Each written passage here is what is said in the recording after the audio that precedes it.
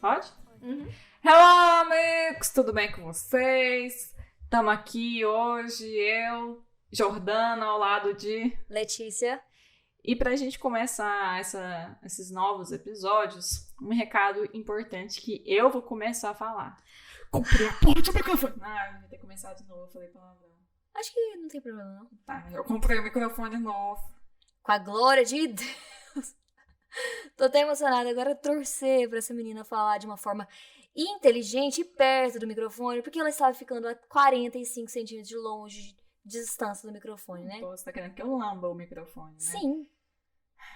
Fala seus recados aí, por favor. Ok, gente. Então, finalmente, estamos de volta, né, Jordana? Sim. E hoje é Natal, praticamente, né? Nós vamos postar do dia 24. Sim. Então, provavelmente vocês vão ver a gente só do 2022 de novo. Então, Feliz Natal, Feliz Ano Novo, boas festas. Vacina. Boa família pra vocês, boas reuniões, que vocês fiquem bem. E foi um ano super legal, foi um ano legal mesmo, a gente ter criado esse podcast. E alguns recados, então hoje eu tenho alguns recados. Então, os próximos capítulos são dos capítulos 78 ao 86. Eu fiz as contas, faltam 9 episódios, contando, esse é o 10º, né? Faltam 10 com esse. Ou seja, nesse ritmo, daqui 9 meses... Uma gestação, tô brincando.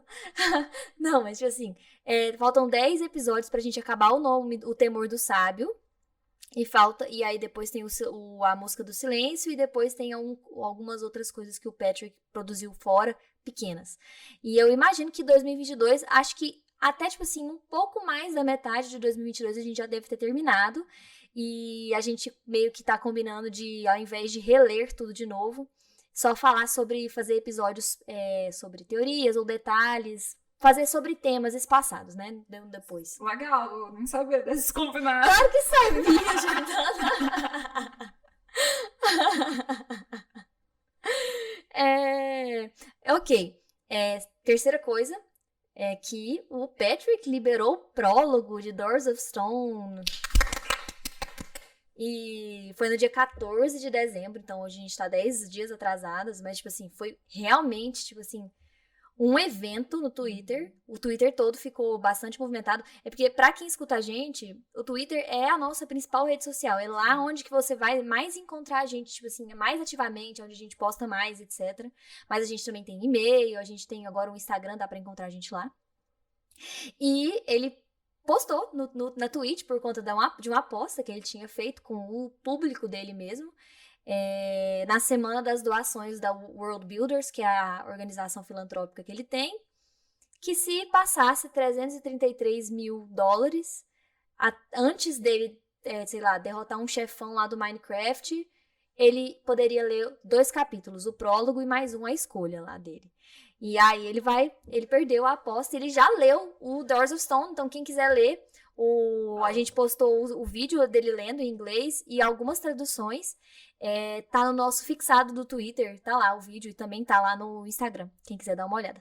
E é isso, eu não tenho mais recados. A gente também tá agora no YouTube, mas só em áudio, por enquanto, a gente não faz vídeo pro YouTube. Mas o principal você esqueceu de falar os capítulos dessa semana, que são do 70 Sim. ao 77. Vamos entrar neles ou você tem mais alguma coisa pra falar? Não, eu acho que são esses mesmo. Eu me Depois de prolonguei. 5 minutos de recado. Então a gente vai começar o capítulo 70, Agarrados. Sim. Começa aí. Então, foi uma noite, a Dana manda um recado pro Quoth. Um bilhete que ele recebe, e aí ele desce, abaixa Severin, vai lá pra porta da pousada Quatro Círios, que é aonde ela tá hospedada. E ela agradece ele, nossa, valeu por você me encontrar aqui, eu sei que é um horário meio estranho, né, mas que bom que você topou. Ele meio estranho mesmo. Aí ela comenta que ela estava com o Mestre Freixo. Inclusive, a primeira vez que no Temor do Sábio vem a tradução Mestre Freixo Grise, né? Sim. Que lembra o gris do Chandriano, né? Só porque na tradução em inglês é Master Ash. De cinza também, né? De freixo e de ashes, né? De tipo de cinza, o né? que também é uma alusão à descrição do Bredon, gris, né? E do próprio gris, né? Uhum. Que, enfim, depois nós vamos comentar mais sobre uma teoria que eu não vou falar pra você, porque você ainda tá... Não pode pegar spoiler. Gostei. Sim, entendo. Enfim, ela não tem nenhum programa, ela queria só ver ele, e ele propõe, não, então eu tenho um programa pra gente fazer. E no final das contas, ele leva ela, a Alta Severin, pra um celeiro e um palheiro, e ela super acha estranho. E no final eles vão passar para lá nos jardins do Maer Alveron. Só pra explicar, esse foi o caminho de meio que adentrar a propriedade do Alveron sorrateiramente, né? Ele fala assim, Sim. olha, eu poderia muito bem te levar ao jardim do Alveron, mas muitos outros poderiam fazer isso. Eu tô te dando uma oportunidade singular de se infiltrar no jardim do Alveron. Sim. Ela até chega a questionar, mas você não poderia me levar até lá, já que você trabalha pro Alveron? Ela fala assim, não, mas eu vou te dar uma outra experiência. E tem motivo, né? Ele quer mostrar Silas pra ela. Sim. Ele fala, lembra quando a gente teve aquela conversa de flores, né? Que ela fala, que você disse, Dena, que os homens todos leem os mesmos livros. O mesmo livro velho de querer oferecer rosas às mulheres. E aí ela falou, lembro demais desse dia, você até falou uma flor que eu não conhecia. Aí ele, não, então hoje é a oportunidade de você conhecer elas. E aí ele pega e chega na onde estão as Silas, né? Uhum. E... Uma frase interessante que eu achei é o jeito que as Silas são descritas. As trepadeiras de Silas enroscavam-se na treliça, grudando-se à madeira e ao arame e ocultando o rosto do céu noturno. Porque olha o jeito tão intrincado, cheio de laços, às vezes até parecido com as tranças mesmo, que estão dispostas às Silas, né? Eu achei essa reafirmação da semelhança delas interessante. E a Dena gosta, né? Ela gosta de conhecer a Silas, ela até realmente acha que ela é parecida com a Silas, ela fala que ela não tem muitas raízes, enfim. São difíceis de cultivar. Exato, e são difíceis de cultivar, enfim. E tem aquele toque meio vermelho da Silas também. Não dava pra ver exatamente no escuro, mas... E a questão dos lábios, né? Que ele fala, gente, como os lábios da Dena estão vermelhos hoje, vermelhos. Né? Outro detalhe. Vale a pena a gente ressaltar que é uma noite sem luar. Isso não é uma noite sem luar, é uma noite quase sem luar. Exatamente. Então, isso é ressaltado várias vezes durante esse capítulo. Só tinha uma frestinha de lua mesmo iluminando aquela noite. Sim. E é só isso, pode ir. E ela fala, né? Ela agradece, ela sempre fala assim, nossa, você me trata melhor do que eu mereço. Sendo que o Colt fala, pelo amor de Deus, Dena, você me deu a gaita de tubos, você me deu o estojo do meu alaúde que salvou minha vida, né? Na ida dele pra Vintas. E aí ela pega e fala, nossa, eu sempre gostei mais das noites sem luar. É mais fácil falar no escuro, mais fácil sermos nós mesmos. E aí tem uma cena que acho que é a primeira vez que a Dena explicitamente começa a, tipo assim, Colt, pode me abordar, mas, tipo assim, mais romanticamente, porque aí ela começa a falar o quanto ele é diferente dos outros homens, que os outros ficam, tipo, sufocando ela, querendo, tipo, qualquer desculpa pra encostar nela ou pra enclausurá-la, e ele não. Ele é o máximo de toque que ele faz é só pra, tipo, ela não se desequilibrar, pra ela não cair, essas coisas. É meio que metaforando mesmo. Sim, metaforizando. Metaforizando. E ela até fala assim, ó, que uma parte, ela fala assim, teve um momento que eu quase caí, né? Que você se certificou de que eu estivesse com os pés firmes no chão pra não cair, depois automaticamente já soltou. Desenlaçou as mãos de mim, tipo assim, só realmente encostou em mim para que eu pudesse ficar bem de pé sozinha. E ela compara, que nem ela que você falou mesmo, com os demais, que parecem que quer só tirar uma casquinha dela, né? E aí acontece uma coisa. Ela se paralisa. Ela fala assim, a Dena fica subitamente petrificada. E aí ela fala, vem vindo alguém. Então ela escuta alguém vindo. Eles pegam e se escondem numa beiradinha lá do jardim. Um arbusto, né? E aí o Quoth reconhece o casal que tá vindo. Ele fala, esse é o Maer e a... Meluin. Ele não fala Meluin, né? Junto com a sua jovem amada. Ele não fala o nome dela. E nessa hora que ele fala, é o Maer, junto com a sua jovem amada, ele fala o seguinte, Dena estremeceu. E aí, a tal ponto de que ele necessitou oferecer a blusa de frio dele.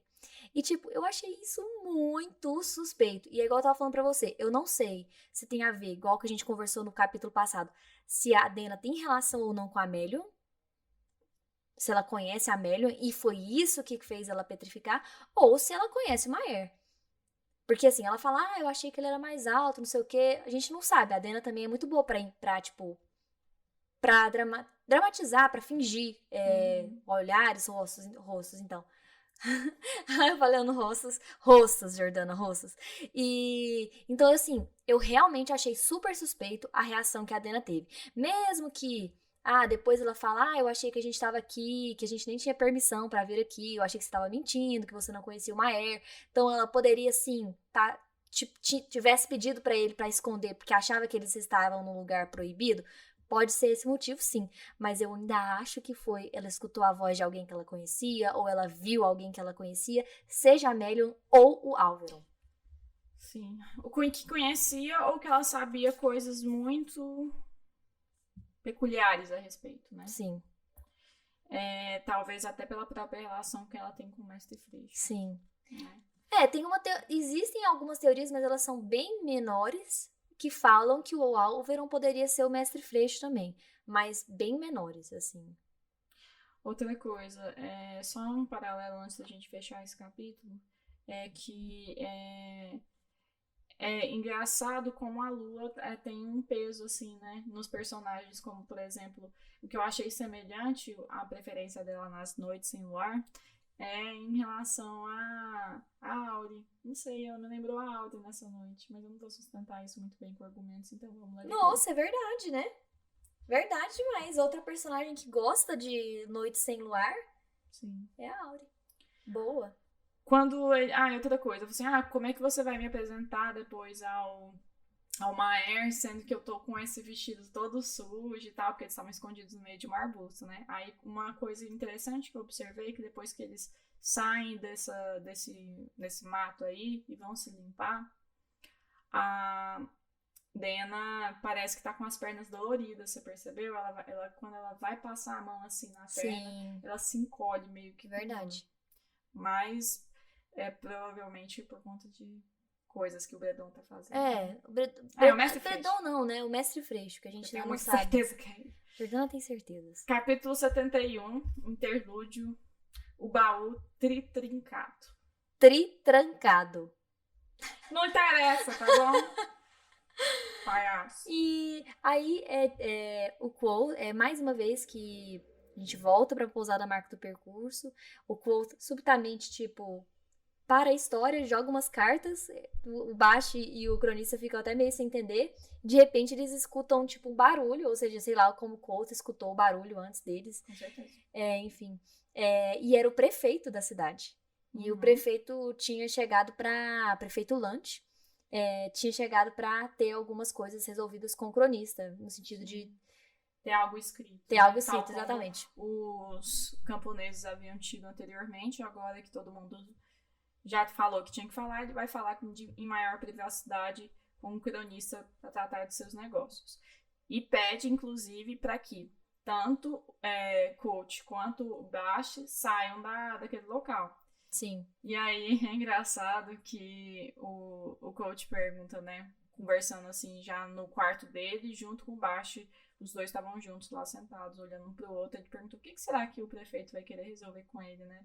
E o Bash todo, tipo assim, bem aí, você assim, porque tem dois filhos meio que bastardos, né? Tem, com assim, uma viúva. Uma viúva, e ele vai resolver essa questão. Todo mundo da cidade sabe sobre isso. Sim. E aí o Bash começa a encarar, assim, o baú dele, né?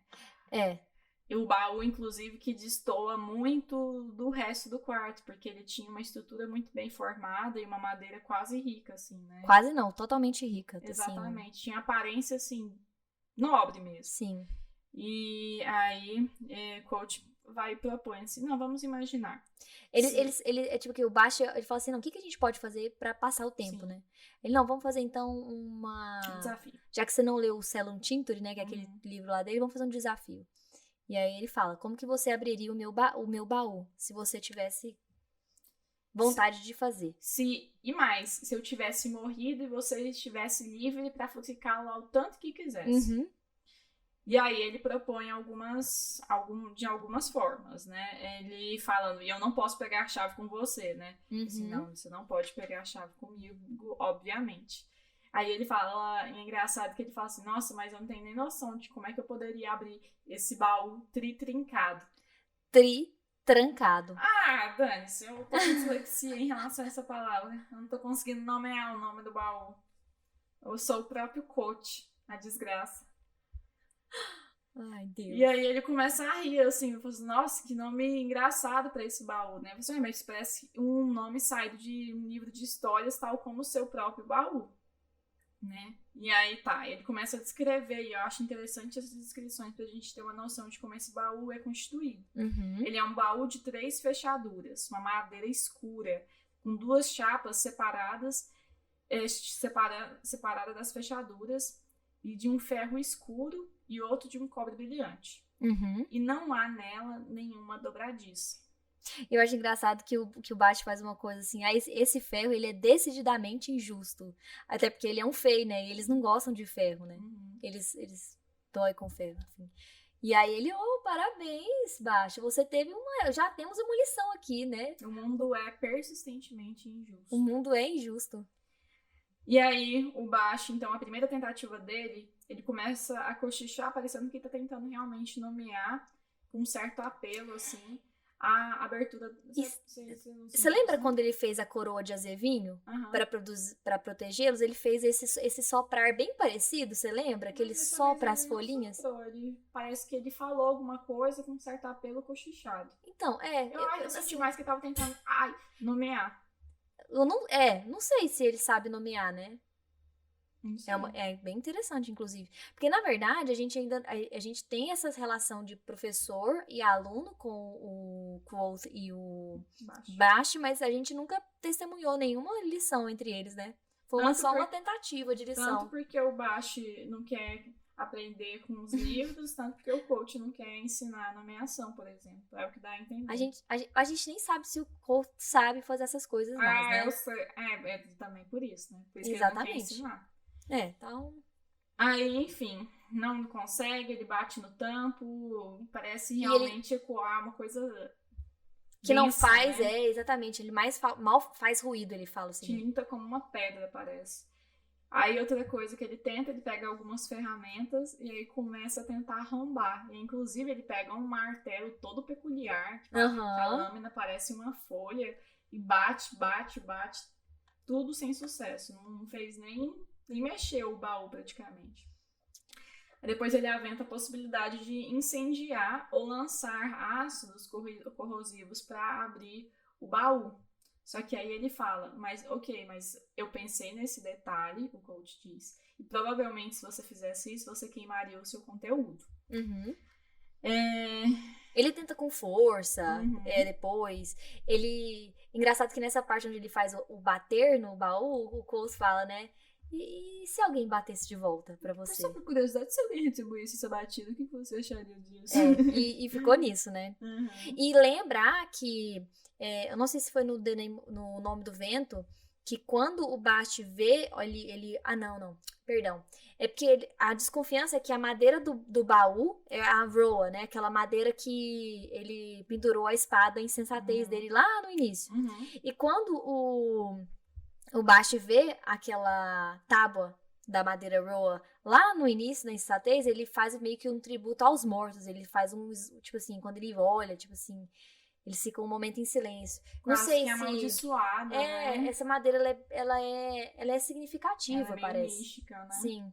Sim. Enfim, ele tenta, tipo assim, ele fala várias coisas e o Coulter o elogia. Ele fala, não, eu acho que eu agiria desse jeito mesmo, Bast. Você foi bem. Bastante sistemática, assim, sistematizada, perdão. E aí Bache, por fim, desiste, o prefeito faz um sinal de que já tinha concluído seus assuntos e eles retornam ao bar mesmo. E antes deles retornarem, o Basti se esbarra na mesinha do Quoth e um papel cai. Aqueles papéis. Isso, que a gente imagina que sejam os rascunhos que ele escreveu da própria história. Biografia. E ele fala, não, deixa, depois eu pego. E com aquela voz dele meio fúnebre. Como é que chama? Fúnebre. Adoro que não vai ter edição. Capítulo 72, Cavalos. Sim. Esse capítulo, eu acho que eu sublinhei tantas frases. Nossa, eu sublinhei tantas frases nesse capítulo que eu, tipo assim, eu falei, eu vou ler lá no podcast, eu vou na hora do episódio, eu vou ler todas as frases da Dena, porque todas eu fiquei tipo, não, essa é importante, não, essa é importante. Enfim. Coach escreve uma música, Nada Além de Rosas, que o Maer havia solicitado. Não sei se a gente mencionou, mas no capítulo anterior, quando eles estavam no jardim, a Dena ri dele porque ele oferece rosas pra Meluin, né? E ela fala assim, olha, o Maer tem o mesmo livro surrado de conquistas, assim, né? De manual de conquistas, implicitamente. E aí o Quoth, ele consegue escrever essa música com bastante celeridade, na verdade, e ele sai pra Baixa Severin pra tocar essa música pra Dena. Já era tarde da noite, mas ele fala, nada muito tarde pra uma noite de pira, uma coisa assim, uma noite de cega, não sei, era uma noite específica. Certo, é tipo um final de semana, né? Sim. Ele não encontra a Dena na Quatro Círios, mas como ele já estava habituado a saber as rotinas dos locais que ela geralmente ficava, ele encontra 5 minutos depois, numa rua movimentada, com passos decididos, como se tivesse que ir a um lugar importante. E isso já mostra, ela sabe onde ela tá indo, ela sabe... Exatamente, foi tem muito um propósito, essa cena não tem, tipo assim, não foi uma coincidência o que aconteceu agora mais pra frente. E aí o Quoth... E ele, pelo andado dela, ele desconfiou. Vai ver seu mecenas. E aí, ao invés dele, tipo, sei lá, abordá-la, ele coloca o capuz ali, ó, meio e começa a seguir. Exatamente, começa a seguir ela.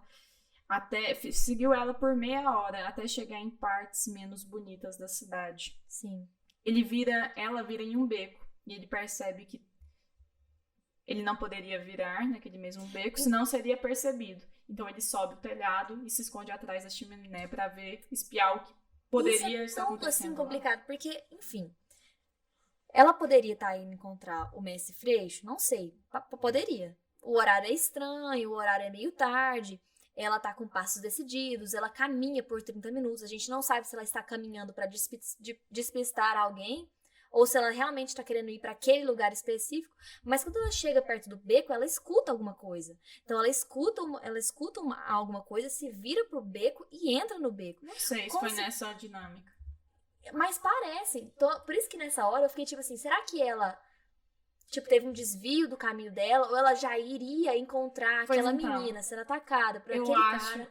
A impressão que eu tive é que ela já sabia desde o começo que ela ia encontrar essa cena. Apesar da mulher não conhecê-la, e parece que o homem também não. E é por isso que eu fico pensando, tem alguma conexão aí. Muito, assim. Mas esse capítulo foi muito estranho, assim. Muito misterioso. Isso tudo o Quoth vendo do telhado, né? Igual você tá falando. E demora um tempo pra ele perceber que tinha uma mulher no chão de vestido branco e as pernas descobertas, que ele a princípio achava que fosse a Dena, mas não era uma mulher que estava lá estatelada no chão.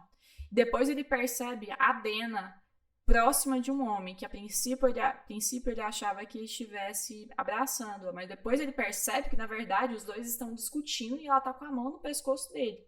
É um homem de ombros largos e calvo, inclusive, olha que engraçado, a lua reluzia, diversas vezes nesse capítulo também é descrito a lua reluzia na calvície dele. Caramba. E aí... Eu não notei isso. E aí... É uma cena... não sei se você lembra igual aquela quando ele tava contando as histórias do Amir pros meninos na fogueira, que na fogueira dos Adenrianos eles tinham movimentos estranhos e tal, e você falou, que estranho, tipo assim, você tá vendo, você não tá entendendo o que tá acontecendo. Foi exatamente essa sensação que eu tive. Porque ela tava atacando, mas parecia que ela não tava atacando.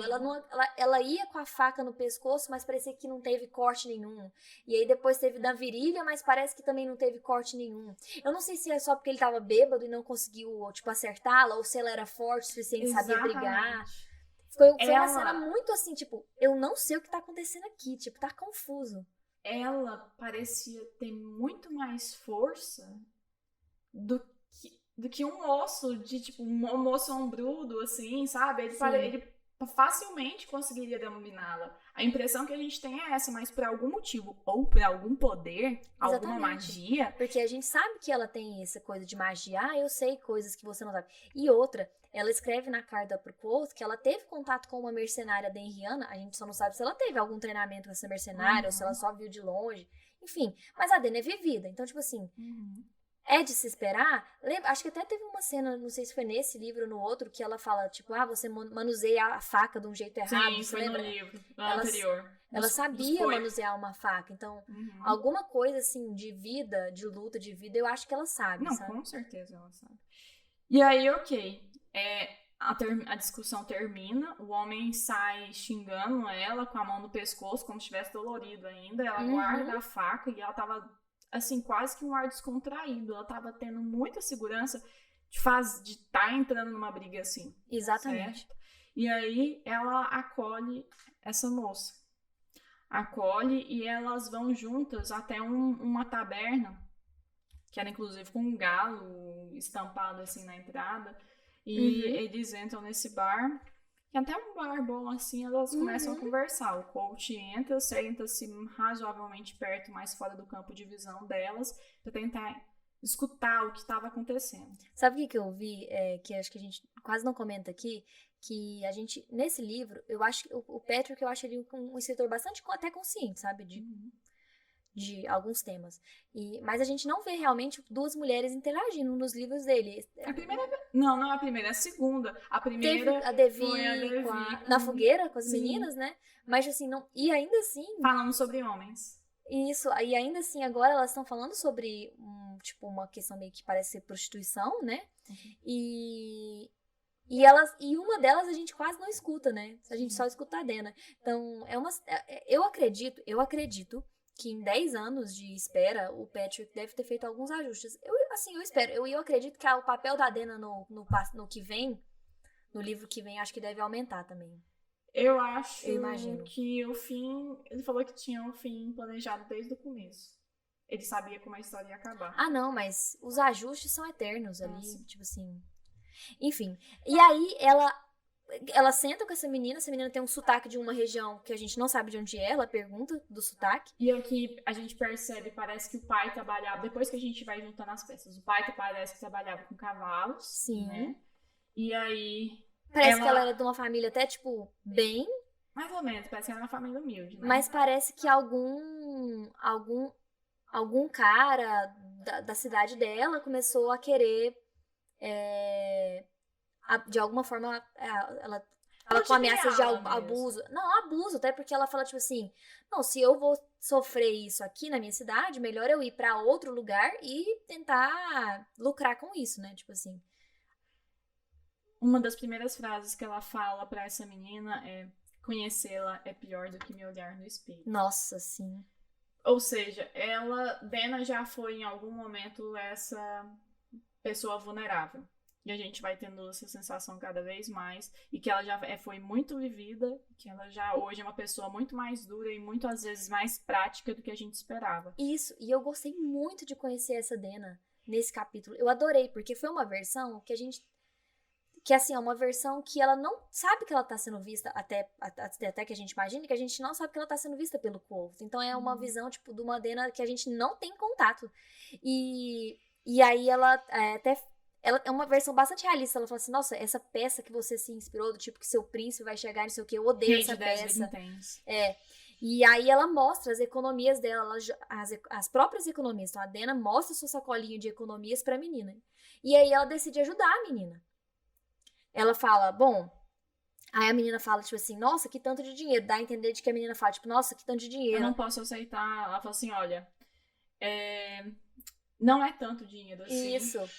E você tem Quando é o único dinheiro que você tem no mundo. Exatamente. E eu vou ajudá-la porque um dia alguém me ajudou quando eu precisei. Sim. E se você continuar nesse rumo, em uma onzena você estará numa vala. Ela diz alguma coisa Ela parecida. fala assim, ela fala isso, sim. Só um parênteses, antes dela falar as opções que ela teria para seguir na vida. Você lembra quando a Devi fala de Ambrose e fala, ele bate em prostitutas? Verdade. Esse seria um dos motivos para ele querer prejudicá-lo. Para ela querer prejudicá-lo. Uhum. Dena percorre um caminho que muitas vezes flerta com a prostituição, que às vezes a gente vai ver mais no terceira opção de serviço, de trabalho, assim, que quando ela não quer simplesmente pagar a parte do acordo, ela simplesmente foge. Um acordo, assim, mais implícito, né? Uhum. E, cara, eu acho muito difícil, voltando àquela questão, que Dena e Devi não se conheçam. E eu fico até viajando na maionese se talvez a Devi não foi essa pessoa que ajudou a Dena. Eu não sei. No passado. Sim. Porque assim, eu consigo pensar, por exemplo, teve a caravana do Roente e da Rita, que foi a versão da Dena mais nova que a gente teve, né? Mas mesmo assim, eu acho que ela já era vivida. Já era vivida, talvez, né? Eu não sei se tem gente que fala, mas isso não apareceu no livro, tipo assim, eu não lembro, eu posso estar muito enganada, mas eu acho que eu já vi alguma coisa de que, por exemplo, os Edena Rue poderiam ter ajudado a Dena uma época da vida dela também. Não sei. Até porque os Edena Rue são considerados, tipo assim, pessoas acolhedoras até certo ponto, pelas histórias são, né? Enfim. E aí ela começa, tira da bolsinha dela e vai falando as opções, né? Primeira opção.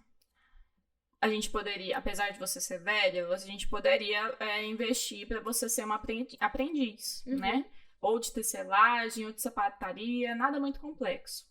Aí ela fala alguma coisa inaudível e aí a Dena responde: não, você não tem talento, nenhum talento para ser camareira e muito menos com esse sotaque você vai conseguir tal cargo. E eu nem saberia quem subornar mesmo, para que você atingisse um cargo assim. A segunda opção seria você voltar para casa. Você ficaria uns dias até sumir esses roxos que apanhou e voltava para casa, mas a sua vida nunca mais seria a mesma. Você sempre jogariam isso na sua cara. Então esse é o preço de voltar. Sim. A terceira opção seria a prostituição. Mas para isso a gente teria que gastar dinheiro com roupas, etiquetas, alguém para tirar de seu sotaque. Aí você não, aí ela fala alguma coisa novamente e a Dena responde: não, mas precisa sim desse investimento. Você não pode ser qualquer prostituta, né? Que tipo de cavalo você quer ser? Que tipo de baia você quer comer? Os melhores cavalos sempre recebem a melhor baia. Você não vai querer ser uma rameira de cais, mas uma duquesa. Mas ela fala, mas até o mais elegante dos cavalos continua sendo um cavalo. Mais cedo ou mais tarde alguém vai montá-lo. Eu achei isso pesado. Muito, muito pesado. E aí ela fala, você sempre vai ter que receber presentes. Quando alguém te paga diretamente um valor... Não, na verdade, se ela optar pela prostituição do estilo de ser como se fosse uma duquesa, sim, vai chamar muita atenção de gente poderosa. Sim. E eles vão pagar pela presença dela. Ela vai ser desejada, então ela vai ser enchida de presentes. Aí entra a questão do tipo... Mas não se engane, você vai continuar sendo, sim, um cavalo. E eles um dia vão querer montá-la. Nesse dia... você vai embora. Ela fala, quando eles querem mais do que você dispõe a dar, essa é a única saída. Você vai embora, depressa e em silêncio, durante a noite. Mas ao fazê-lo, queima os seus barquinhos. É o preço que você paga. Então, às vezes, a gente tá vendo ali já um dos motivos que a Dena foge tanto, às vezes, né? Porque ela tá sempre acompanhada. Modo de ação, né, dela, né? Modo de funcionamento dela. Ela sempre some. Some por quê? Porque chegou um momento que ela não quer pagar aquele preço. E uma coisa que ela fala é, Independente do que você quiser fazer, do que você quiser escolher, você vai pagar um preço. O que você deseja mais do que qualquer outra coisa? O que você quer tanto que se dispõe a pagar qualquer coisa para conseguir? Ela fala isso. E aí, se eu penso, não é só pelo corpo da prostituição, né? Eu penso, tipo, a Dena se submeter às coisas que o mestre Freixo faz com ela. O que o mestre Freixo está fornecendo para a Dena, que ela tá servindo assim, tá se submetendo a tantas coisas que colocam ela, tipo, em perigo também. Sim. Por exemplo, ela vive roxa, vive apanhada. E ela foi quase assassinada por um ataque de um xadriano também. Então, tipo assim, o que ela... que é o que ela mais deseja? Isso a gente não sabe, isso é um mistério. A gente não sabe o que a Dena mais deseja. Mestre Freixo tem alguma coisa de muito valiosa, que exatamente. Ela daria a vida, pelo que parece, para obter. Sim. E aí acaba o capítulo 72 e começa o capítulo 73, Sangue e Tinta. Que é tipo assim, nossa, meu Deus, esse capítulo é muita amargura. Começa com a descrição da teofania de Tecã. Eu adoro esses momentos filosóficos dele. E eu acho engraçado que ele realmente fala como a gente se sente pertencente a esse mundo. Sim. Porque ele não fala as coisas de maneira boçal, assim. Ele fala como se a gente realmente conhecesse aquilo. Como a gente estivesse naquele mundo mesmo. Né? Eu acho isso legal, isso é sutil. E é as camadas que o Patrick cria, né? Sim. Aí ele fala, olha, os segredos, segundo o Tecã, segundo essa teofania, seriam dolorosos segredos da mente. É um conhecimento verdadeiro que é intencionalmente ocultado. E haveria 2 tipos de segredo. Teria o segredo de boca, que são a maioria dos segredos, que vão crescendo à medida que são guardados, inchando até pressionar os lábios. Eles lutam para ser soltos. E tem os segredos do coração, que são pesados e dolorosos. Escondê-los do mundo é o único caminho, assim mesmo. Eles vivem no coração e quanto mais tempo são guardados, mais pesados se tornam, até esmagarem. E esse é meio que a introdução desse capítulo, que realmente vai ser pesado, vai ser pesado tanto dilacerador. pro quote, que a gente tá vendo no capítulo, quanto a gente lembra do quote. A gente sabe que alguma coisa ele tá escondendo. Esse capítulo lembra muito ele lá na marca do percurso. É quase que uma justificativa para ele ser o que é hoje. É o que eu sinto que mais se aproxima de uma justificativa. Sim, verdade, concordo. Então tá, no dia seguinte, aquela noite da perseguição, a Dena manda um bilhete para que ele pudesse encontrar. Eu posso falar só uma coisa? Eu fui escutar um pedaço de um podcast norte-americano. Eu não escuto esse podcast, eu até nem sei o nome dele. Não é o Duke and Duchess podcast que eu sempre falo. E aí eles falam que essa cena pareceu muito com uma cena de fanfiction. Do tipo, o vestido dela era meio que aparecia a perna, e aí ela ia tocar a lira, e aí ele fala, tipo, nossa, bela harpa, e aí, tipo, aí você vai lendo. E depois, erótico, né? Isso, e depois que eu ouvi eles falando isso, aí eu não consegui ler o capítulo de outro jeito, tipo assim. Até a parte que a coisa degringola, né? Tipo assim, que a coisa, tipo, cai e tal, fica muito parecendo que tá numa fanfiction mesmo, e eles estão flertando, e ele, tipo, nossa, você é linda. E aí ela, para, eu nem toquei minha música ainda. E eu, meu Deus, isso é muito brega. Sim, mas é justamente, né? Eu acho que ele deixa isso ainda quase satirizado, né? Mas ainda mais belo, ainda mais idealizado, ainda mais, tipo, tá prestes a acontecer, tipo, eles estão prestes a se declarar lá, né? E aí dá muito errado. Sim. E aí eles vão por um lugar lá, Só a descrição da Dena. A Dena tá usando essa saia fendada, né, até a perna. O cabelo dela tá com 3 tranças delicadas, preso por um laço azul. E ela tá descalça. Isso é meio estranho, né? Ela tá descalça com os pés no chão. Sim. Eu achei isso quase uma descrição meio élfica, assim. De uma criatura mágica, mas enfim. Ela fala, está pronta a música. E eu quero que você seja o primeiro a escutar. Aí ele falou assim, mas o mestre Freixo não vai ficar chateado com isso, ele pede, afinal de contas, muita descrição para os seus assuntos. Aí ela fala, não, ele diz que ele quer que a minha música que a minha primeira música seja algo que os homens cantarão por 100 anos, então acho que ele não vai se importar. E aí Eles vão até um local, né? Mas no caminho que eles vão até esse determinado local para ela tocar essa harpa, ele fala: você poderia aceitar, né, o patrocínio do meu Maer, né? Do Maer. Porque ele me deve um ou outro favor e eu acho que se eu pedir para ele, ele te patrocinaria de bom grado. Eu falei assim: eu não, já tenho meu mecenas, eu já tenho meu patrocinador. Que eu consegui, né? Que eu consegui com as minhas mãos, eu não preciso dos seus favores, né? Aí ela fala: não, mas o meu vai ser melhor, vai ter muito mais confiável que o seu, que nem se revela, né? Alguma coisa nesse sentido. Aí ela fala no negócio: ele sabe de coisas que preciso saber. Exatamente. Que é o que estava no capítulo anterior.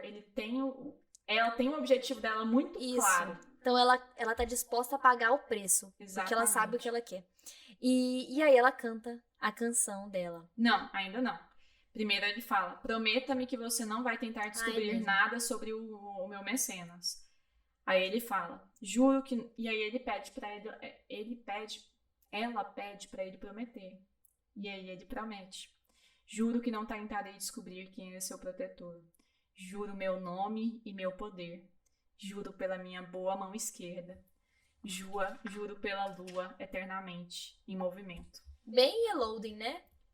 Tipo o vento eternamente mutável. Quando ele prometeu não revelar da Auri. Sim. Aí começa a música. Sim. A música sobre lá. E aí é isso. A música da Dena. E gente, você tem noção do que é isso, né? Tipo, por esse capítulo, ela cantar uma música, a gente tem noção de que a Dena está cantando uma música de Lanri. De um jeito totalmente, assim, diferente. Um herói injustiçado, um Celitos maldoso, vingativo, um Celitos exatamente, um Celitos que arranca, fere os próprios olhos porque com a revolta de ter sido, superado por Lanri, da cidade Mirtariniel, que merecia a purificação que o Lanri sugeria. Então, assim... É realmente a outra versão da história. É a outra versão. E isso... O Quoth, ele fica ambivalente, porque ele vê que a música da Dena tem muito potencial para ser uma música, e depois o Quoth da Marca do Percurso fala, né, que realmente foi uma música que marcou, e todo mundo já escutou, que é a canção dos 7 desgostos, né? Uhum. E, só que pegou ele de um jeito muito profundo, né? Sim. Porque é o maior segredo do Quoth. Não, e não é só o maior segredo, mas... Quoth sabe que Lanri depois se torna o Chandriano. E o Chandriano havia feito o que fez com a família dele. Então não é só uma divergência teórica. Uhum. É uma divergência, assim, que... muito maior, né? Que afetou a vida dele da pior maneira possível. E aí começa o capítulo a cair de muito, porque ela termina a canção e ela espera o feedback dele. E ele não consegue falar as coisas. Então, assim, a primeira coisa que ele fala é que a cidade tá com o nome errado, que não é Mirintel, é Mirtariniel. E aí ele começa. E aí ela fala, assim... Nossa, mas como você sabe disso? Ele, eu descobri quando eu tava morando em Tarbean. E aí ela fala, não, essa história eu consegui numa versão de um livro muito durante antigo. As minhas pesquisas com o meu mecenas, pesquisas genealógicas. Então, assim... Aí ela fala... A gente tá começando a entender um pouco mais da Dena e mecenas aqui.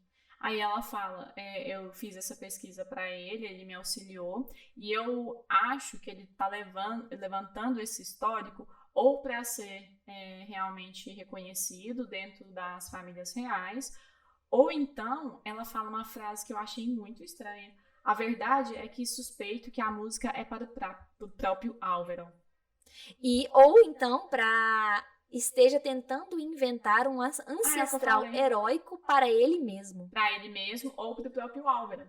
Ela fala as duas coisas em sequência. Não, sim, pro próprio, mas assim, eu falo assim, o Mestre Freixo, que é um herói... Será que o Mestre Freixo tem alguma... Não, Jordana, você não tá entendendo. Eu entendi. Será que o Mestre Freixo tá querendo, ser relacionado com o Lanri? Sim, eu entendi essa parte. É porque eu acho que eu não e ele fala, e essa canção seria brilhante. E aí, Quoth começa, os ataques. Aí ele Lanry não começa. era um herói, você entendeu tudo errado. E aí ela, como assim? Ela, tipo, eu andei meio mundo pra catar essas histórias. E outra, isso é só uma historinha. O que que tem se for uma outra versão? Não tem problema. Ele, o que que tem? Você fez tudo errado. O Lanry virou um Chandriano. Tem gente que fala que... E ela, Chandriano, que tipo de criança você é? E aí começa ataques e ataques. E nessa hora, ela mexe no cabelo, né? Desfaz as tranças que ela tem, refaz tranças diferentes. Mais uma vez, a gente achando que a Dena sabe fazer alguma coisa com nós ilianos, né? Outra coisa também... E só pra terminar, ela fala, essa canção me deu trabalho demais. Eu andei pelo mundo todo caçando pedaços dessa história. E isso é importante, Jordana. Porque ela fala... Isso que ele vai falar aqui depois, que os pedaços da história são os personagens, são as cidades. Então, a gente não viu na música, porque não mostrou agora na narrativa do povo. Mas provavelmente ela sabe as cidades tal como Scarpa sabia o nome das cidades que foram atacadas. Os nomes, talvez, ela saiba até os nomes. Como o pai do Quoth, às vezes, saberia também. Sim, só que ele morreu, porque ele tava contando a história do jeito errado pra Lanry. Outra coisa também, só duas coisas. Primeiro, antes da música começar, e Quoth estava completamente apaixonado, ele estava trançando uns fios de mato, assim, que remete a gente pensar, ou ele de maneira até inconsciente está fazendo uns nós ilianos, ou sei lá o quê, ou ele está fazendo quase que como um anel mesmo de um namoro, que nem sugeriu aquelas histórias antigas de anéis, de vintas, que Bredon contou. Outra coisa, quando a gente vê ela falando... Na verdade, é só uma reflexão que eu tive agora. Às vezes ela mesma teve esse trajeto de disfarçar o sotaque iliano dela. Lembra também que o dialeto iliano é muito melodioso. E talvez isso seja um ponto forte para ela ser tão boa na música. Você acha que ela é de Il? Mas pode ser. Ela tem ela trabalhou para o sotaque dela desaparecer, tal como ela sugeriu para aquela menina. Ela tem esse talento com os nós e sabe sei lá o que mais tem em Il. Eu não sei mais. E a briga termina com ela falando, desfazendo as tranças, fazendo outras e falando pra ele, você detesta não ter controle sobre a minha vida. No final, você é igual a todos, você quer me controlar. É tipo isso. Ela rebaixou ele a um nível de... E foram ataques do tipo assim, ele fala assim, você vai embora, você não fica em lugar nenhum. E ela, quem que você era um ano atrás? Você era um esmilinguido, você... Tinha só 3 camisas. Exatamente. Foram ataques, assim, bem pesados. E os dois eram jovens e orgulhosos, né? Como o Quoth fala. E é engraçado porque sempre acontece isso. Geralmente as piores ofensas são daqueles que mais conhecem a gente. Sim, com certeza. E aí ele termina o capítulo falando que no final das contas, ele admite que foi ele mesmo que falou. Sim, não tem justificativa. Não tem eco de ameixa, não tem nada. Foi ele que falou isso. Não foi isso. E ele se arrependia muito do que tinha dito, da forma como tinha dito. E ele tentou, inclusive, escrever um pedido de desculpas. Contando a verdade. Exatamente. Contando, afinal, por que ele achava que a história de Lanry era outra e por que ele sabia que os Chandrianos existiam. E no final das contas, o nome do capítulo é Sangue e Tinta, porque ele fala, né? Eu não consegui. Mesmo depois de beber vinho, a folha continuava em branco e eu olhava fixamente a ela e então ele esmurrou a escrivaninha. E aí ele termina. É esse o peso que pode adquirir um segredo. Pode fazer o sangue fluir com mais facilidade que a tinta. Exatamente, que são os segredos do coração. Sim. Capítulo 74... Boatos. Então tá muito certo. Bom esse capítulo também. Você vê que a gente tem capítulos assim que, nossa, pode teorizar sobre a Dena conhecendo o Maer e a Melion. Pode ter um capítulo falando de uma relação entre o Mestre Freixo e a Dena. E tem a música da Dena do Lanry. E agora tem essa dos boatos que vai aparecer pela primeira vez a Natalia Leclerc, né? Boatos. Quoth acordou com um orgulho ferido, arrependido. E ele estava, inclusive, com planos de buscar a Dena para pedir desculpa e alguma coisa assim, mas o orgulho acabou freando esse ímpeto, né? Ele tenta mandar uma mensagem para Bredon, Bredon ainda continuava fora de sua propriedade. Então, ele se debruçou em vinhos e fofocas. Aqueles relatos de fofocas que todo mundo da nobreza começou a escrever para ele mesmo, quando ele descobriram que ele estava escrevendo sobre um anedotário genealógico, ele começou a ler, já que ele não tinha mais nada para fazer. E, inclusive, algumas fofocas descritas que eu acho que são válidas de se pontuar. Primeiro, o escândalo da filha do Barão Dasmo, que foi encontrada em um prostíbulo e não se sabia se ela estava trabalhando lá ou se ela estava usufruindo dos serviços daquele lugar. Sim. Adorei. Outra coisa, a Natália Leclerc. Natália, né? Natália Leclerc. Natália Leclerc. Que havia fugido com uma trupe de artistas itinerantes, deixando Meereen como a única herdeira da família. Que, novamente, pode ser aquela pior coisa ruim que aconteceu na família Leclerc, né? Que o primogênito deixou a família... Ela foi deserdada, né? Exatamente. E outra coisa também que eu fico pensando... PQP. O coach é um burro. Eu não sei se ele é burro ou se ele já tá bêbado. Como é que ele nunca pensou nisso? Que ele poderia ser um Leclerc? Porque ele sabia, afinal de contas, porque a mãe dele contava pra ele que ela era uma nobre que fugiu caiu no charme do pai dele. Não, tá. Faz sentido? Talvez ele seja meio obtuso nesse sentido, sim. Mas a mãe dele chama Laurian, não chama Natália Leclerc. E outra, ele teve contato com os parentes dela uma vez, nas 3 encruzilhadas, uma única vez. Então, tipo assim... E que ele falou que foi muito novinho, então... Não sei. Eu acho que ele não... Pode ser. Outros 2 boatos foram que o rei de Vintas e a rainha de Vintas faziam coisas tipo de orgias no seu reino, e o de Bredon, que é o mais assustador, que ele mantinha rituais pagãos ao norte, nos seus territórios ao norte, nos bosques esmos. E outra coisa também é que em todas as denominações dessas famílias, ele falou, o Bredon, muito interessante isso. O Lorde, o Barão, mas quando é mencionado o Bredon, simplesmente não coloca a posição hierárquica dele no reino. Exatamente. Não sei se... É que nem eu falei pra Letícia, não sei se foi por um desfalque. Eu acho que o Patrick não comete desfalques, eu acho que foi intencional. Porque isso foi muito sábio seu de notar. Mas assim, ou ele não quis colocar, que foi dito, o Barão... de não sei o que, o Barão Bredon. Não foi falado porque ele intencionalmente escondeu isso. Sim, o Wolf mesmo. Não. O Patrick intencionalmente escondeu isso e isso deixou, às vezes, até um pouco incoerente. Não, ele eu acho que o Patrick não faria isso. Eu acho que o Wolf faria isso. Ou o Coach. Isso, o Coach que eu tô falando. O Coach faria isso. Porque, tipo assim, o Coach, pra sua narrativa da história que ele tá contando pro cronista, ele esconderia o cargo do Bredon. Mas por que o Kvolf, adolescente, não começou a cair a ficha nessa época? Não sei. E isso é muito sagaz, porque em Vintas a gente sabe o tanto que é importante os cargos, né? Ou então, às vezes, porque Bredon não tinha nenhuma posição hierárquica no reino, que não faz sentido, porque ele mora na Alta Seven. Exatamente. E, enfim, aí ele é surpreendido no meio das leituras pelo Maer Alveron.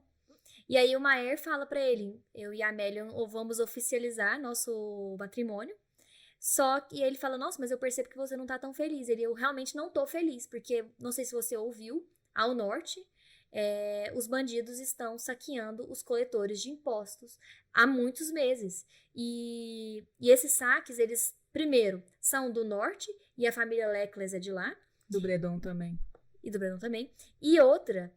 quem arca com essas consequências monetariamente sou eu, porque o rei Roderick, ele vai querer os impostos, sendo roubados ou não, eu que tenho que pagar. De qualquer forma, eu tenho que repassar esses impostos para ele. Então, não estou feliz. E eu tenho que pedir a recoleta dos impostos, o que deixa o povo ainda mais frustrado. Mais Sim. infeliz. E aí ele fala da região que tá acontecendo isso, que é o Eld, né? Que no mapa é aquela matinha toda obscurazinha ali, que tá mais em Modeg do que em Vintas, mas pega Vintas também um pouco. E aí ele fala que... Ele teoriza, né? Às vezes é a própria população que tá fazendo parte dessa bandidagem, sei lá. Ou então, às vezes os meus próprios, tipo, mandados estão... Soldados estão infiltrados nesse tipo de roubo. E aí o Quoth pergunta, por que você não manda o Dagon? Aí ele, o Dagon seria excelente, mas o Dagon, ele tem um método muito agressivo. Então ele mataria a população inteira de Eld. Até achar o bandido, ele destruiria tudo na sua frente. E outra, ele estava à procura de cáudicos. E outra, o Maier desconfiava que tinha um toque de magia ali, e então ele precisaria de alguém, primeiro, que ele confiava, segundo, que soubesse um pouco de magia, e terceiro, Já que só tinha duas coisas. É isso mesmo. E aí ele pergunta se ele tem conhecimento de floresta, assim, pra se guiar nelas. Aí o coach, meio bêbado, fala que sim. Ele vai e fala, não, então tá, então você vai participar dessa excursão, não sei se é esse mesmo nome, com mais 4 mercenários que eu já contratei. E você vai chefiar eles, Você vai chefiá-los, né? E aí o coach meio sem ter como negar, porque afinal de contas o Maier já tinha colocado aquilo na cabeça dele, ele precisava obedecê-lo, porque o Maier não é uma pessoa pra quem você diz não, né? Sim. E aí ele simplesmente se sentiu naufragando, falando, sim, senhor, farei o que você me mandou. E foi tão súbito, né? Tipo assim, foi igual a ida dele pra Vintas, né? Foi tipo assim, teve uma acusação dele, antiga, lei férrea, não sei o quê, foi Paraná, foi pra Vintas. E agora é de novo, né? Mas você parou pra pensar que os nossos maiores turning points de vida, as maiores... São súbitos, né? É verdade. São súbitos, tipo assim, coisa boa, coisa ruim, é tipo... Rápida, é verdade. Enfim, aí o Snape já aparece, já dá a sacolinha pra ele. O Álvaro já mostra o mapa, mostra que são 120 quilômetros de lá, com 4 dias de caminhada firme eles conseguem se chegar até o local. Dá uma bolsinha com 100 lascas de prata. Fala, olha, eu não vou poder fazer documentos de anúncios da sua chegada, porque senão é quase como... dar uma cornetada de que tá chegando gente no meu nome. Então você vai ser mais discreto mesmo. E aí o Quoth leva o Alaúde, ele meio que rouba do cara que iria... Tava ajustando o Alaúde lá dele, mas já tava pago. E ele encontra-se com os 4 mercenários numa taberna a 3 quilômetros de Severin. E quem eram os 4 mercenários, né? Ah, sim. Mas aí a descrição deles já começa no capítulo 75. Ah, sim, aí ele fala, tipo, depois que o vinho dá uma acalmada e ele coloca a mente... Só uma coisa que eu acho interessante, porque algumas vezes isso é dito, eu acho que tem um peso narrativo que a gente ainda só não é capaz de entender, pelo menos eu não. Que ele fala novamente da parte da Baixa Severin que pegou fogo. Sim. Enfim, é isso. Não sei se teve um peso metafórico ou não. Eu acho que esse lugar aconteceu alguma coisa que ele não ia estar aí à toa, né? Exatamente. Eu acho que aí, na verdade, foi um incêndio de Caloptena, mas eu não tenho mais nada pra embasar isso. No final, capítulo 75, os participantes do BBB. Tô brincando. Que a gente já tinha sido falado, né? O Maier já tinha falado, eu contratei 4 homens. Só que a gente vai ver que um deles é mulher, na verdade, é uma mercenária. E aí o Quoth vai descrever esses 4 pra gente, que são o Tempe, que é um mercenário denriano, o Dedan, que é um troglodita, praguejador, adorei essa palavra. Eu acho que você arrasou na descrição. A Resp, que é a versão feminina do Dedan, só que mais introvertida, mais reservada, mais dura. E o Marten, que era o rastreador, que era o ex-chefe, né? Pelo que ele fala, o Dedan, a Resp e o Marten, eles estavam juntos, estavam trabalhando juntos há alguns meses, como mercenários. Em outras missões. Dadas pelo Maier mesmo. E aí, o cartão de visita de Quoth pra eles foi: um jovem perspicaz, de boa educação e de diversas qualidades úteis. Ou seja, aparentemente a almofadinha que o Maer incutiu de colocar como chefe da expedição, muito mais novo e usando roupas que mais pareciam ser roupas para um jantar. E ele faz algumas descrições que, tipo, ele chamou muita atenção o Temp chamou muita atenção dele, porque era o primeiro mercenário adenriano que ele conhecia, né? Com as vestes de couro vermelho vivo, uma espada que não era tão, tipo... grande, imponente. Imponente. Inquietude. As inquietudes, exatamente. O jeito, uma expressão facial muito impassível. O Dedan, que já tinha uma espada enorme, um facão, a armadura dele era de ferro, que comia, igual você falou, ele era um... Eu já descrevi todo mundo, por que você tá descrevendo de novo? O Marten, eu tô só descrevendo as arminhas deles, né? Tipo, o Marten tinha um facão, uma faca curta e um arco, tipo de arco e flecha, e ele tinha uma experiência na selva, e era o mais velho. E eles começam a caminhada e se encontram com quem? Um latoeiro. Um latoeiro, que é o que a gente até tava conversando, eu não sei se a gente tava conversando no Twitter. Acho que a gente tava conversando. Mas que o latoeiro seria uma figura... não, foi na live do Patrick. Exatamente, foi na live do Patrick, alguém perguntou... se os latoeiros eram humanos ou de alguma outra espécie. E aí ele falou assim... good question. Exatamente, boa pergunta. Tipo assim, os latoeiros são mais do que parecem ser. E os latoeiros adoram cantar, e a música é uma forma de magia, segundo Patrick. Não, mas pelo que o Quoth fala, os latoeiros itinerantes são raros. Então, os latoeiros que cantam são raros. Enfim. Tem uma parada aí. Tem uma parada aí. Aí, o Quoth ficou duplamente feliz. Aliás, triplamente feliz, né? Porque, primeiro, ele precisava de alguns itens que ele havia esquecido no meio da embriaguez e da abruptidade lá, sei lá, não sei como é que fala essa palavra, da saída dele, né? Então, ele tinha esquecido muitos itens. Segundo, sal, faca. Sim. Segundo, porque a mãe do Quoth sempre falava que eles eram um sinal de boa sorte. Sim. E o terceiro, porque o pai de Quoth falava que pra escutar muito bem o que eles tinham pra dizer, porque eles, tipo assim, davam a entender que eles até preveem alguma coisa, mas isso foi... Eles sempre traziam notícias, tanto é que ele traz notícias, né? Tipo assim, se vocês estão indo pro norte, toma cuidado. Aí ele, nossa, mas tá tão... Olha que engraçado, ele fala, nossa, mas tá tão perigoso assim, alguém te atacou, ele... Não tá tão ruim a ponto de alguém, tipo, arriscar meter-se com um latoeiro, tipo assim, como se, tipo assim, existisse uma compreensão no mundo meio que mística de tipo, o latoeiro a gente não se mete, porque ele não dá pra gente se meter com o latoeiro, porque ele representa alguma coisa mais valiosa.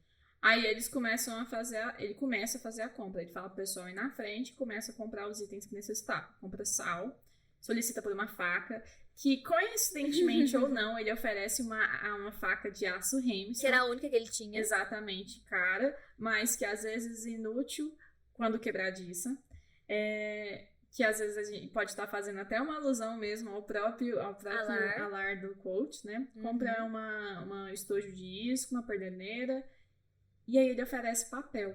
Sim. Quando ele oferece papel, ele lembra que tinha esquecido a Dena, tipo assim, não tinha dado nenhuma justificativa, não tinha deixado nenhum bilhete pra Dena. E aí ele fala, não, então eu quero escrever realmente, e aí eu quero que você entregue. E aí eu pago pela entrega. E aí, no processo de negociação do valor para comprar aquilo tudo, que afinal de contas foi uma boa tranqueira que ele comprou, né?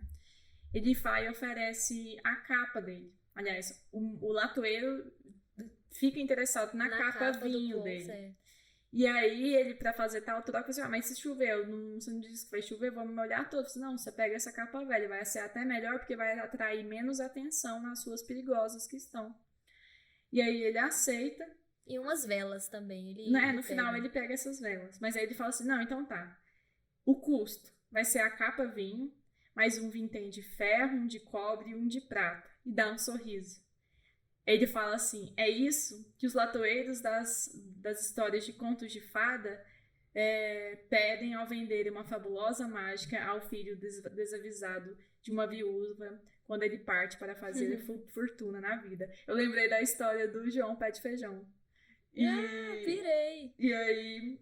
Boa, Jordana! E as histórias de contos de fada... A história do Grande Taborlim, naquela, bem no iniciozinho, quando o velho Cobb conta, que, mas ele deu sorte, tipo assim, ele notou que ele só tinha dado um arranhão, mas era por conta de um amuleto que ele tinha ganhado do latoeiro, e ele tinha sido trocado por uma coisa tipo assim, um ferro, um cobre, um não sei o quê. Não, desse jeitinho. E o latoeiro, ele sorri de volta porque ele entende. Parece que é quase um código, assim, mágico mesmo que eles têm. E as histórias de contos de fada aqui, gente, elas não são só histórias de contos de fada. Elas são, tipo, quase que resquícios de um mundo muito mais antigo e muito mais mágico que se tinha tempos atrás. Então, alguma coisa deu certo. E ele conseguiu fechar o negócio por uma pechincha, né? Não, foram 30 lascas de prata.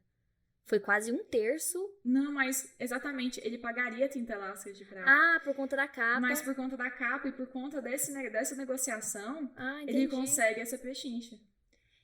E aí, vamos pro capítulo 76, que é a sandália. Que eu amei esse capítulo, porque a gente tem de novo, aquele quote provocador, aquele quote que é meio orgulhoso. Ácido. Um ator. Exatamente. Que eles acharam um lugarzinho pra eles acamparem. A primeira noite. E tava todo mundo, tipo assim, juntando uns galinhos, não sei o quê. Fazendo batata, fazendo um buraco, etc.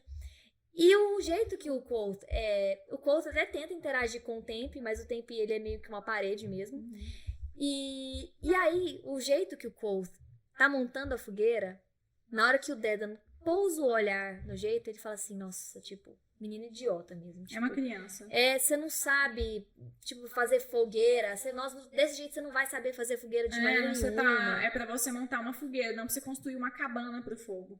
E aí eu gosto do Quoth, que ele começa a atuar nesse momento. Ele fala assim que ele deu um suspiro fadigado.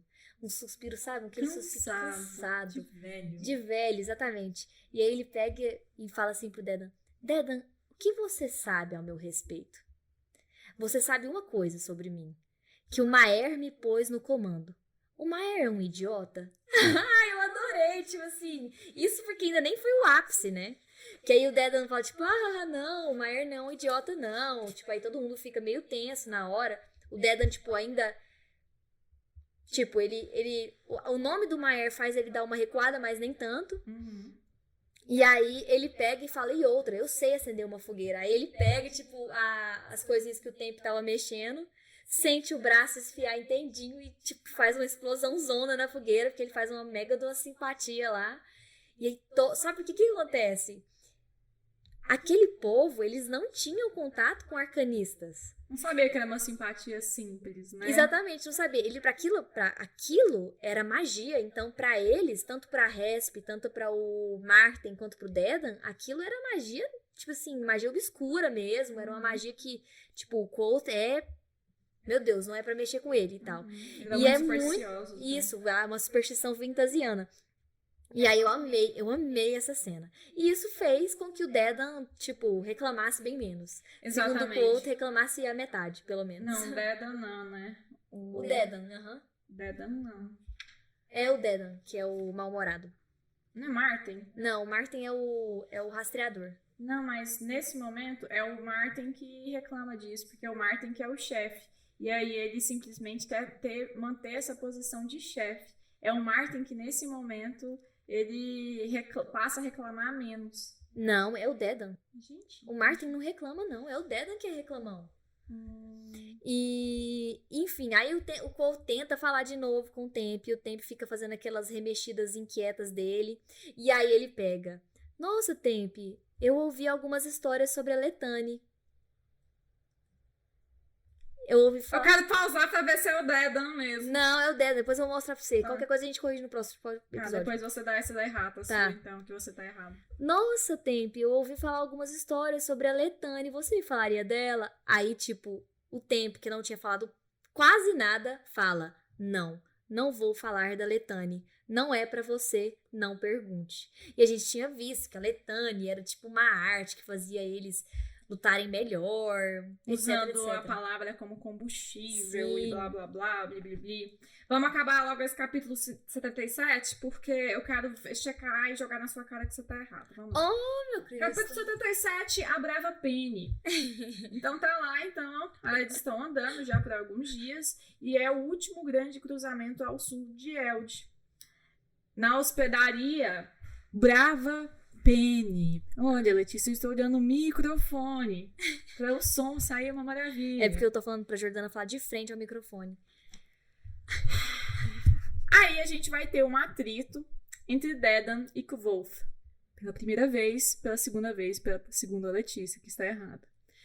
Porque ele queria esbanjar o dinheiro do Maer, comendo Sim. bem, bebendo pra caramba e, quiçá, dormindo muito bem, né? Se você me entende. Sim. E aí o Kvolf falou, não, cada um vai ter uma refeição. e uma cama pra uma dormir. cama pra dormir, é isso. Quem quiser... Mas ele cedeu, né? Ele cedeu Não, mas no calma. final. Ok. Calma, aí ele falou assim, quem quiser mais, gaste o seu próprio dinheiro. E aí o Dedan fica revoltado. Não, mas se você tá fazendo mucranagem, pão duriço com dinheiro alheio, esse dinheiro é do Maer, a gente sabe muito bem disso.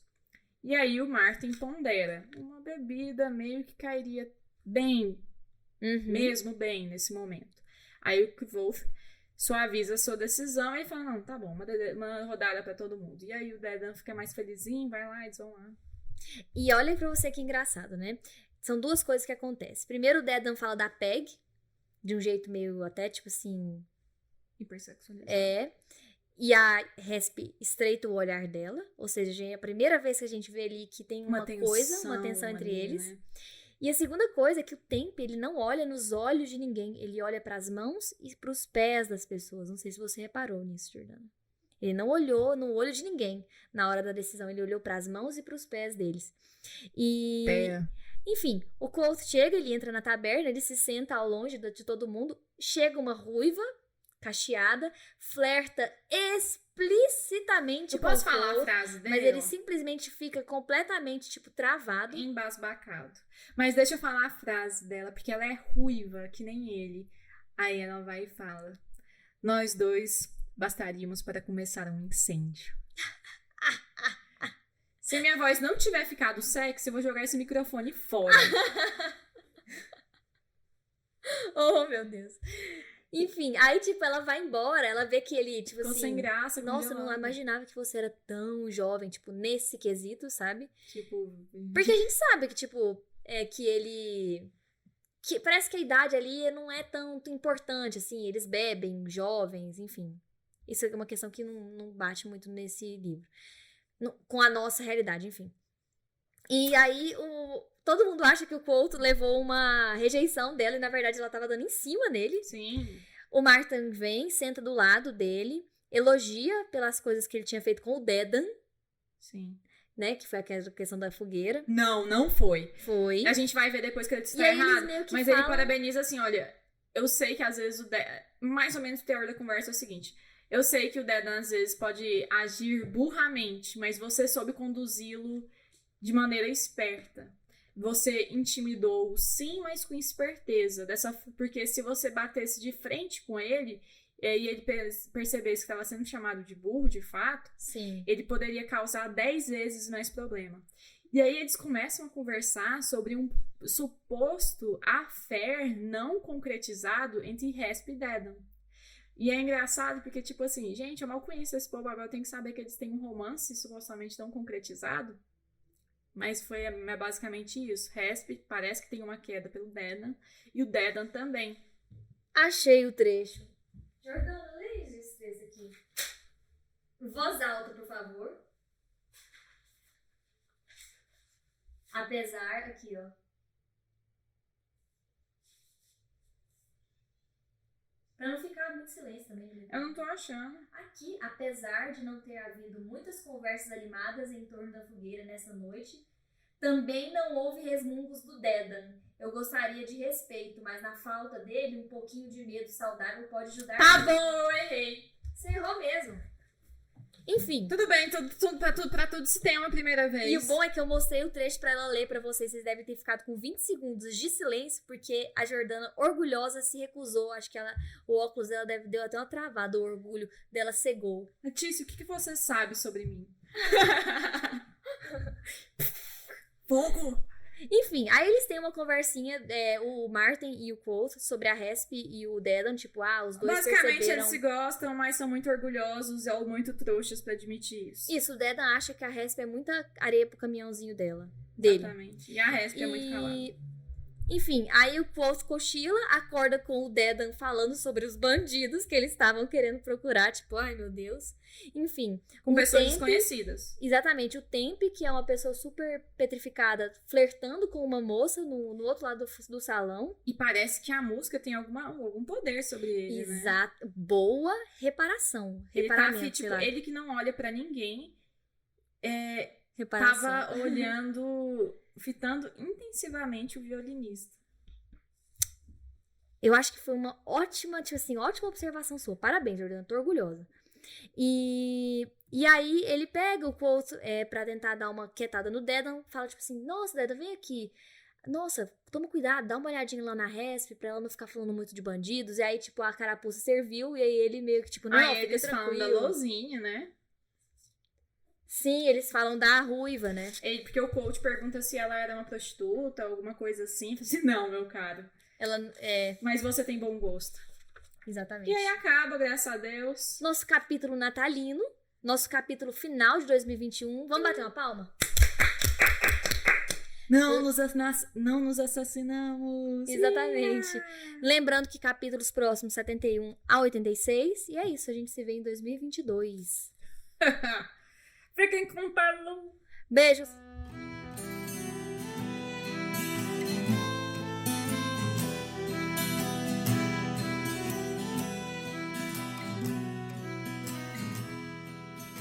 Oi, galera. Aqui quem fala é a Letícia. E pra essa semana não ficar sem episódios de novo, a gente ficou meio sumida, mas é porque a Jordana tá trabalhando